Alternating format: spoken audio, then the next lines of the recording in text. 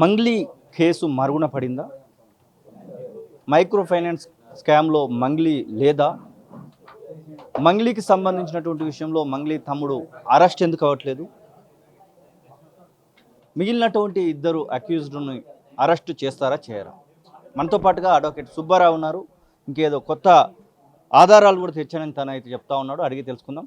సుబ్బారావు గారు, ముఖ్యంగా ఆ కేసులో ఉన్నటువంటి వాళ్ళలో భరత్ చౌహాన్ అలాగే శైలజ చౌహాన్ అరెస్ట్ అయ్యారా కాలేదా? అసలు వాళ్ళు ఉన్నారా లేరా? అసలు ఏంటి సమాధానం ఏమైనా దొరికిందా మీకు? ఇంతవరకు కూడా నాకు సంబంధించి నాకు తెలిసిన యాజ్ పర్ మై నాలెడ్జ్ ఇంతవరకు మిగతా వాళ్ళు ఎవరు అరెస్ట్ కాలేదని నాకు తెలుసు.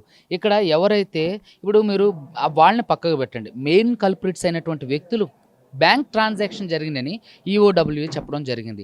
అదేవిధంగా ఎవరైతే ప్రధాన నిందితుడు రమవత్తు మధుని అరెస్ట్ చేసి అతను చెప్పినటువంటి విషయాల్ని మీడియాకు వెల్లడించినటువంటి వ్యక్తులు పోలీస్ ఆఫీసర్స్, మరి హేమాకాంత్ రెడ్డిని కూడా అరెస్ట్ చేశారు. మరి అతని ఎంక్వైరీ రిపోర్ట్ని ఎందుకని పోలీసులు బయటకు పెట్టడం లేదు? ఎందుకని అతనికి సంబంధించిన ఏ అప్డేట్ కూడా బయటకు రావడం లేదు? ఎందుకు ఇక్కడ ఎవరి కోసం ఎవరిని అంటే కాపాడడం కోసం ఎవరిని అంటే మభ్యపెట్టడం కోసం జరుగుతున్నటువంటి చర్యలు ఇవన్నీ. సో ఇక్కడ ఏంటంటే మీడియా నోరు నొక్కడానికి కూడా మంగ్లీ గారు అందరికీ నోటీసులు పంపించడం జరిగింది. అంటే మీడియాలో అంటే ఇక మీడియా తన పత్రికా స్వేచ్ఛను కోల్పోవడమే కదా.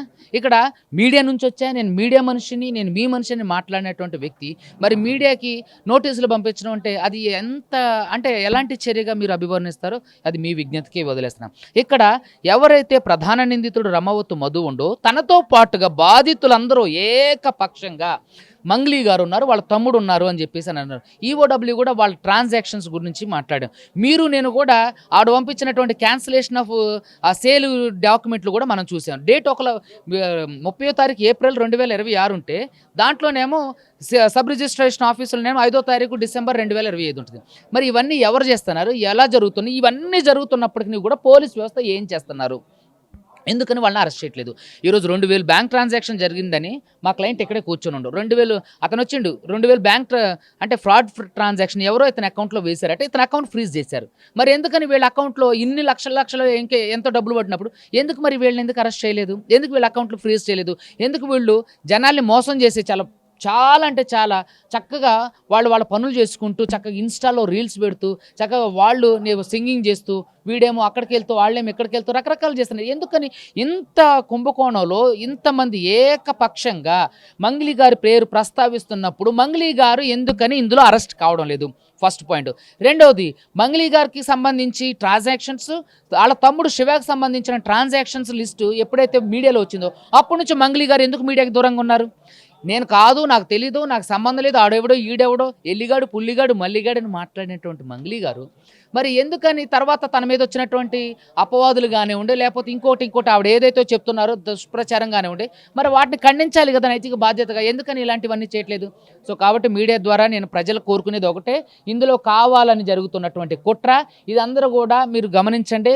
చాలామంది యూనియన్ మినిస్టర్కి సంబంధించినటువంటి పెద్దలు ఉన్నారని, అదేవిధంగా ఇప్పుడున్నటువంటి ప్రభుత్వంలో ఉన్నటువంటి ఒక ఎమ్మెల్యే గారి తండ్రి వీళ్ళకి సపోర్ట్ చేస్తానని, ఇంకా రకరకాలటువంటి యూనియన్ ఎవరైతే ఉస్మానియా యూనివర్సిటీలో ఉన్నటువంటి కొంతమంది కల్ప్రిట్ అయినటువంటి స్వార్థపరులైనటువంటి వ్యక్తులు ఉన్నారో వాళ్ళకి సపోర్ట్ చేస్తున్నారు. సో సిస్టమే ఆవిడకి సపోర్ట్ చేస్తుంది. మీరు చూస్తున్నారు కదా. మీరు చూసినట్లయితే ఒక ప్రముఖ సెంట్రల్ మినిస్టర్ కొడుకు పలానా కేసులో ఉండంటే అతను అరెస్ట్ అయ్యేదాకా దొరికేదాకా రాష్ట్రాన్ని అల్లల్లాడిచ్చి పోస్టర్లు పెట్టి కనుగొడట్లేదు అని చెప్పి ప్రచారం చేసినటువంటి వ్యక్తులు ఈరోజు ఎక్కడికి వెళ్ళిపోయారు? ఈరోజు అక్కడ మీ స్వప్రయోజనం ఉంది, మీ స్వార్థం ఉంది కాబట్టి చేశారు. అది ఖచ్చితంగా చేయాలి, అది ఆ విషయాన్ని నేను తప్పుపట్టట్లా. కానీ మరి మంగ్లీ బాధితులు 100 మంది ఉన్నారు. మరి వాళ్ళ తరపున ఎవరు మాట్లాడేది? మీరే కదా, ప్రజాప్రతినిధులు, ప్రజాక్షేత్రంలో ఉన్నటువంటి కార్యకర్తలు, ప్రజలే కదా మాట్లాడే. మరి మీరెందుకని ఇన్స్టేజ్ తీసుకోకుండా ప్రజాప్రతినిధులకు కొనసాగుతున్న వాళ్ళు ఒక్కళ్ళు కూడా ఈ విషయం గురించి ప్రస్తావించడం కూడా లేదు.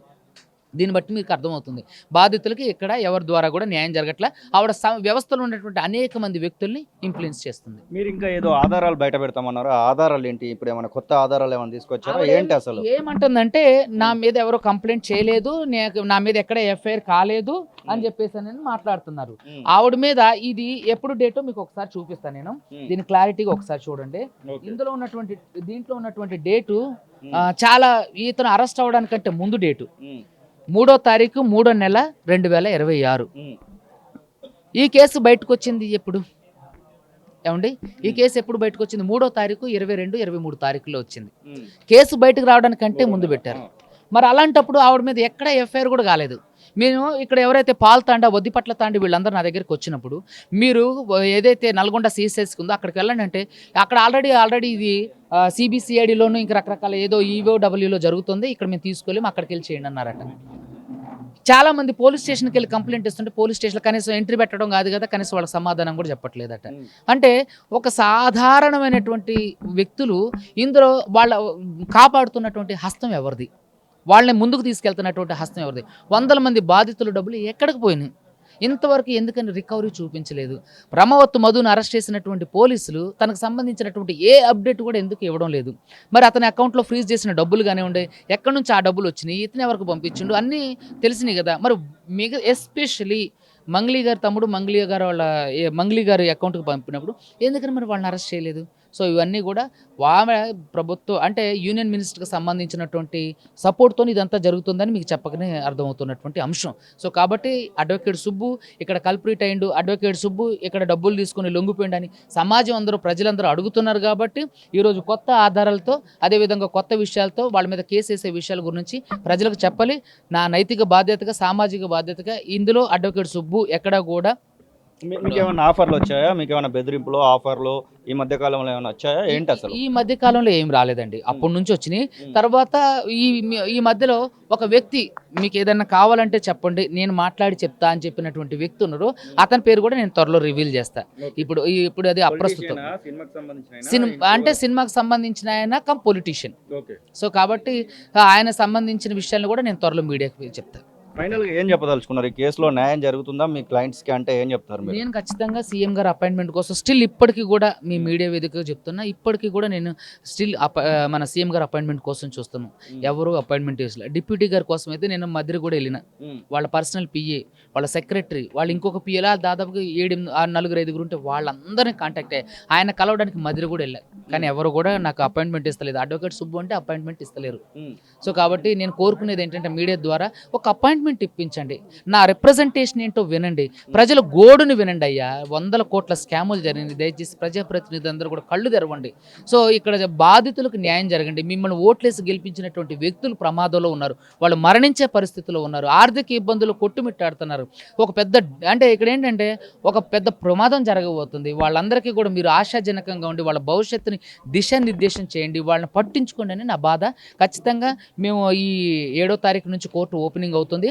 మంగ్లీ గారి మీద ఎవరైతే ఈ కేసులు పెట్టినటువంటి వ్యక్తులు ఎవరైతే ఉన్నారో వాళ్ళందరి కంప్లైంట్లు ఒకదాని తర్వాత ఒకటి హైకోర్టులో ప్రైవేట్ కంప్లైంట్లు వేయడం జరుగుతుంది. దాని ద్వారా కూడా ఆవిడని అరెస్ట్ చేయించడానికి ప్రయత్నం చేస్తుంది. మొదటి నుంచి మీ వెంట ఉన్నటువంటి హిమకాంత్ రెడ్డికి ఏమైనా బెయిల్ కోసం ప్రయత్నాలు చేస్తా ఉన్నారా? ఏం చేయబోతా ఉన్నారు? హిమకాంత్ రెడ్డి ఇప్పుడు జైల్లోనే ఉన్నట్టున్నాడు కదా. హేమాకాంత్ రెడ్డికి నేను బెయిల్ వేయలేదు.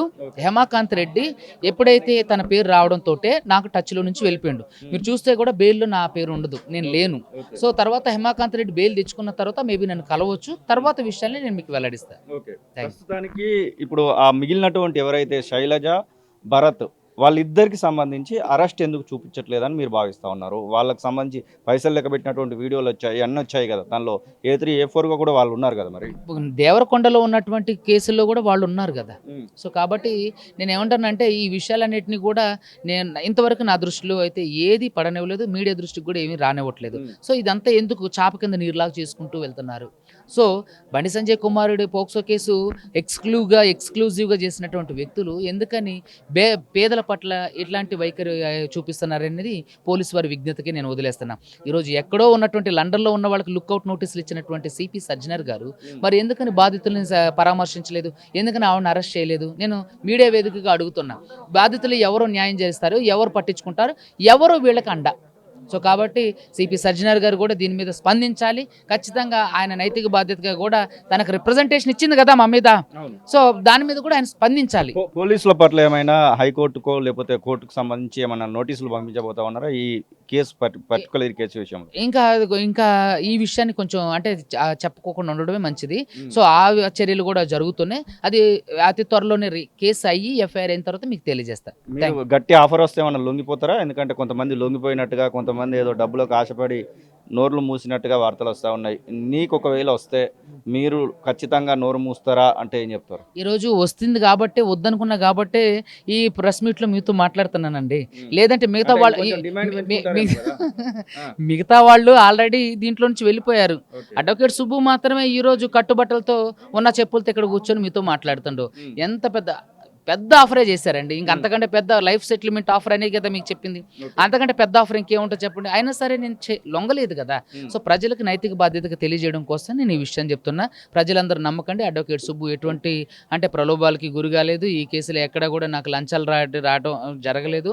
నేను ఎప్పటికీ నోరు మూసేది లేదు. ఖచ్చితంగా ఈ విషయం గురించి ఫైట్ చేస్తాను. Thank you. ఎస్, ఇది అడ్వకేట్ సుబ్బు చెప్తున్న మాటలు. మొత్తం మీద మంగ్లీ అరెస్ట్ అయ్యి బాధితులకు న్యాయం జరిగే వరకు కూడా నా యొక్క పోరాటం కొనసాగుతున్న మాటనైతే వారు చెప్తున్న పరిస్థితి. కెమెరా పర్సన్ ఆధార్తో శ్రీనివాస్, తొలి వెలుగు, హైదరాబాద్.